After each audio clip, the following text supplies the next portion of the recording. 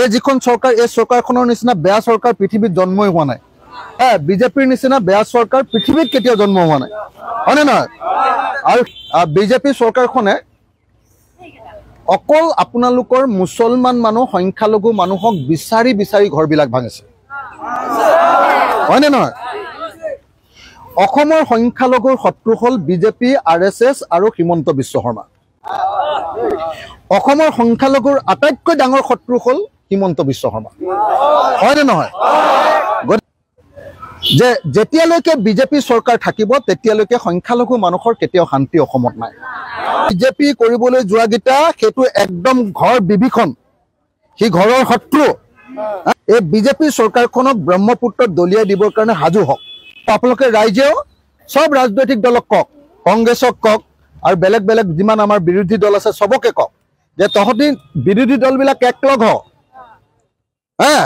কংগ্ৰেছ ৰাইজৰ দল জাতীয় পৰিষদ বামপন্থী সিপিআই সিপিএম সব লগ হলেহে চৰকাৰখন আমি উপৰাব পাৰিম হয়নে নহয় আৰু চৰকাৰখন উপৰাবৰ কাৰণে আমি লাগি আছো কিন্তু কংগ্ৰেছে একলগ হ'ব খোজা নাই এতিয়ালৈকে কংগ্ৰেছে ভাবে যে অকলে খাম আমি বুঝে নাই সেইকাৰণে কংগ্ৰেছক আপোনালোকৰ পিনৰ পৰা ক'ব লাগে আপোনালোকৰ পিনৰ পৰা ক'ব লাগে যে তহঁতি একলগ হ গতিকে আপোনালোকৰ খবৰ ল'বলৈ মই উজনি অসমৰ অখিল গগৈ এটা ৰাজনৈতিক দলৰ সভাপতি অখিল গগৈ আহিছো সেইটোত বহুত মানুহে মোক বেয়া পাইছে তাৰ পাছতো মই সদায় দুখীয়া মানুহৰ পক্ষত আছো মোৰ কাৰণে জাতি বৰ্ণ ধৰ্মৰ কথা নাই যদি দুখীয়া মানুহ ক'ৰবাত বিপদত পৰিছে তেতিয়াহ'লে মই তেওঁলোকৰ লগত আছো মই বিদেশীৰ লগত নাই আকৌ 71 চনৰ পিছত অহা মানুহবিলাকৰ লগত মই নাই আকৌ কিন্তু 71 চনৰ আগত অহা মানুহ তেওঁলোকৰ লগত আছো এতিয়া কংগ্ৰেছে সংখ্যালঘুক খুব ভাল পাওঁ বুলি কৈ থাকে যোৱা 78 বছৰ স্বাধীনতাৰ পাছত 78 বছৰৰ 60 বছৰৰ পৰা 65 বছৰ অকল কংগ্ৰেছে শাসন কৰিলে অসম হয়নে আৰু সব মুছলমান মানুহে বেছিভাগ দিন কংগ্ৰেছকে ভোট দিলে কিন্তু কেতিয়াবা মাটিৰ পট্টা দিলে নাই ইহঁতি অকল খালি মানুহক ব্যৱহাৰ কৰে ৰাজনৈতিক দলবিলাকে মানুহৰ কাম কৰি নিদিয়ে নহয় সেইকাৰণে আপোনালোকে মনত ৰাখক যে এবাৰ নতুন চৰকাৰ বনাব লাগিব কথাবিলাক প্ৰত্যেকটো কথা মনত ৰাখক এদিন এই বিজেপি চৰকাৰৰ ওপৰত আমি অসমৰ মানুহে প্ৰতিশোধ ল'ব লাগিব ইহঁতক ব্ৰহ্মপুত্ৰলৈ দলিয়াই দিব লাগিব আৰু হিমন্ত বিশ্ব শৰ্মাক গাদিয়ে চাদিয়ে ধৰি যিদিনালৈকে ব্ৰহ্মপুত্ৰত দলিয়াই দিব নোৱাৰো সেইদিনালৈকে কেতিয়াও শান্ত নহ'ব আপোনালোক আন্দোলন কেইদিন হ'ল 11 দিন মই ভাবো যে আজিৰ পৰা এই আন্দোলনটো বন্ধ কৰি আমি 30 তাৰিখে লগ ধৰিম নহয় এটা ডেট ফিক্স কৰ যিটো তাৰিখত ময়ো আহিম তাত অতি কমেও 20,000 মানুহ একেলগতে গোটা হ'ব 4 আগষ্ট তাৰিখৰ দিনা মই নিজে আহিম আপোনালোকে অন্ততঃ 20,000 মানুহ গোটাব লাগিব এনেকে 500,000 মানুহ হলে মই নাহো আগতে এপিসোড কৰি লাভ নাই অহা 4 তাৰিখৰ দিনা ইয়াত এটা ডাঙৰ আন্দোলনৰ কাৰ্যসূচী হ'ব এই কাৰ্যসূচীত মই থাকিম এখন চৰকাৰ নে এখন এই যে কছাই চৰকাৰ নে কছাই ধৰিব পৰা নাই নিশ্চয় ঈশ্বৰেও চাব নিশ্চয় ইহঁতি এদিন শাস্তি পাব আমি সেই দিনটোলৈকে ৰম আৰু সকলোৰে কাৰণে মাটি আদায় কৰি আনিম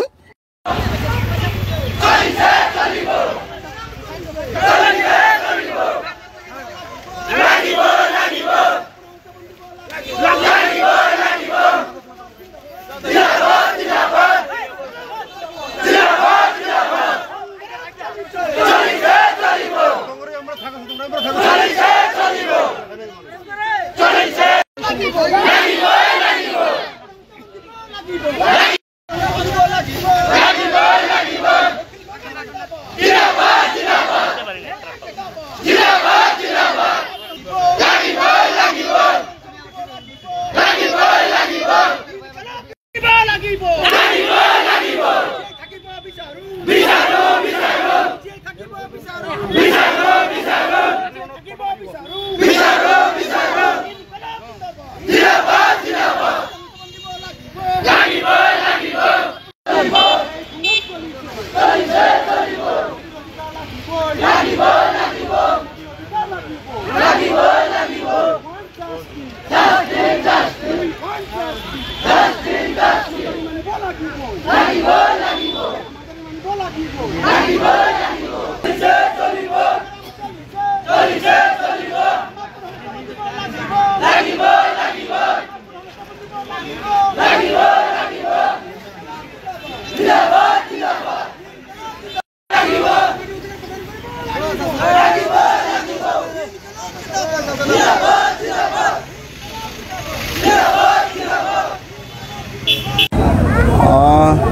অসমৰ ইতিহাসৰ আটাইতকৈ ট্ৰেজিক অধ্যায় এটা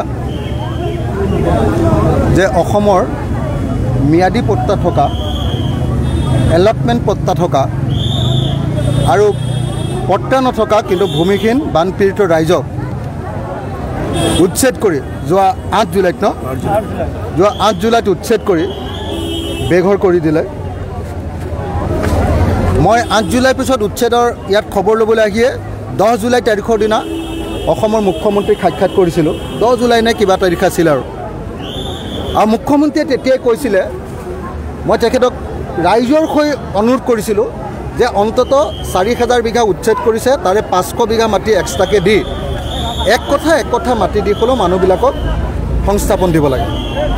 মুখ্যমন্ত্ৰীয়ে মোক তেতিয়া কথা দিছিলে, তেওঁ কথা দিছিলে যে যিবিলাক মানুহৰ অন্য ঠাইত মাটি নাই, ঘৰ নাই, ভূমিহীন, সেই মানুহবিলাকক মাটি দিয়া হ'ব।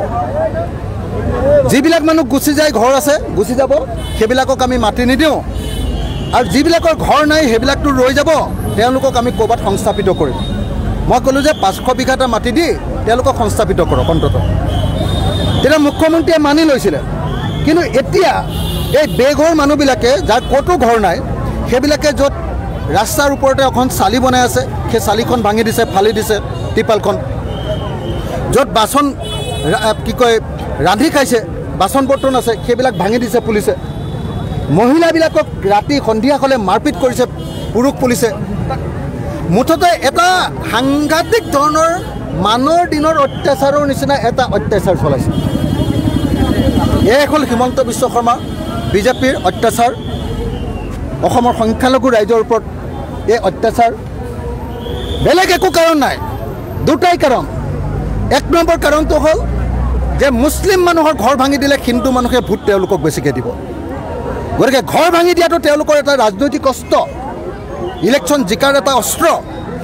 আৰু 2 নম্বৰ কাৰণটো হ'ল আদানী আৰু আম্বানীক অসমৰ মাটি তেওঁলোকে চমজাই দিব খোজে। আদানী আৰু আম্বানীৰ কাৰণে এই মাটি দিছে। কোনো অসমৰ খিলঞ্জীয়া মানুহক মাটি দিবৰ কাৰণে এই মাটি উলিওৱা নাই। কিন্তু তেওঁলোকে প্ৰচাৰ কৰিছে যে এই মুছলিম সংখ্যালঘু মানুহৰ ঘৰ ভাঙি দিলেহে বোলে অসমীয়া জাতিৰ অস্তিত্ব ৰক্ষা পৰিব। গতিকে আজি আপোনালোকে নিজে দেখিছে মানুহবিলাকে কেনেকৈ কান্দিছে। মানে মোৰ আৰু আচলতে ক'বলৈ কোনো বাকী নাই। এখন চৰকাৰে নিজৰ জনতাৰ ওপৰত, স্বদেশী জনতাৰ ওপৰত, বৈধ নাগৰিকৰ ওপৰত যি অত্যাচাৰ কৰিছে, ইয়াত দুৰ্ভাগ্যজনক। মই আশা কৰোঁ যে ইয়াতকৈ আৰু বেছি অত্যাচাৰ নকৰিব। মই ধুবুৰীৰ DC আৰু অসমৰ মুখ্যমন্ত্ৰী আৰু অসমৰ চিফ ছেক্ৰেটাৰীক আহ্বান জনাইছোঁ যাতে য'ত মানুহবিলাকে আশ্ৰয় লৈ আছে ৰাস্তাই পদূলিয়ে, তেওঁলোকৰ টিপালবিলাক ভাঙি পেলোৱা নহয়, ফালি পেলোৱা নহয়, বাচন বৰ্তনক ভাঙি পেলোৱা বা লৈ যোৱা নহয়, আৰু মানুহক যাতে মাৰপিট কৰি নাথাকে। কাৰণ তেওঁলোক বেঘৰ, তেওঁলোকৰ যাবলৈ ক'তো ঠাই নাই। তেওঁলোক অসমৰ মানুহ, তেওঁলোক অসমৰ পুৰণি মানুহ, হয় মুছলমান মানুহ, কিন্তু তেওঁলোক অসমৰ পুৰণি মানুহ। যিবিলাকৰ বাহিৰৰ মানুহ নিশ্চয় গুচি গ'লহেঁতেন, আৰু যিবিলাক মানুহৰ বেলেগ ঠাইত মাটি আছে তেওঁলোকো গুচি গ'লহেঁতেন, কিন্তু এওঁলোকৰ নাই। গতিকে মই চৰকাৰক অত্যাচাৰ নকৰিবৰ কাৰণে আহ্বান জনাইছোঁ। অহা 30 তাৰিখৰ দিনা মই নিজে এই অঞ্চলৰ ৰাইজক লৈ এবাৰ চিফ ছেক্ৰেটাৰীক লগ ধৰিম। অসমৰ মুখ্যমন্ত্ৰীয়ে চিফ ছেক্ৰেটাৰীলৈ মোৰ হাততে কিবা লিখি দি আছে। আৰু অহা 4 তাৰিখৰ দিনা মই নিজেই বিলাসী পাৰলৈ আহিম, ৰাইজক লগত লৈ DCক প্ৰশ্নটো সুধিম যে আচলতে মাটি দিয়াৰ কিবা ব্যৱস্থা কৰিছেনে নাই। অহা 4 তাৰিখে এখন গণসমাৱেশ হ'ব, আৰু তাত মই নিজেও অংশগ্ৰহণ কৰিম। আৰু আজি যিবিলাক আন্দোলনৰ কাৰ্যসূচী গ্ৰহণ কৰি আছে, এই আন্দোলন মই বন্ধ কৰিবৰ কাৰণে আন্দোলনকাৰীসকলক, বিশেষকৈ আমাৰ কৃষক মুক্তিয়ে এই গোটেই আন্দোলনটোৰ নেতৃত্ব লৈ আছে, কৃষক মুক্তি সংগ্ৰাম সমিতিক মই অনুৰোধ জনাইছোঁ। তেওঁলোকে মোৰ অনুৰোধ ৰক্ষা কৰিম বুলি কৈছে। আজিৰ পৰা এই কাৰ্যসূচী বন্ধ হ'ব, এই আন্দোলন বন্ধ হ'ব। অহা 30 জুলাই তাৰিখৰ দিনা আমি চিফ ছেক্ৰেটাৰীক লগ ধৰিম, আৰু 4 আগষ্ট তাৰিখৰ দিনা আমি এক বিশাল গণসমাৱেশৰ কাৰ্যসূচী লৈ ডিচিক আমি সুধিম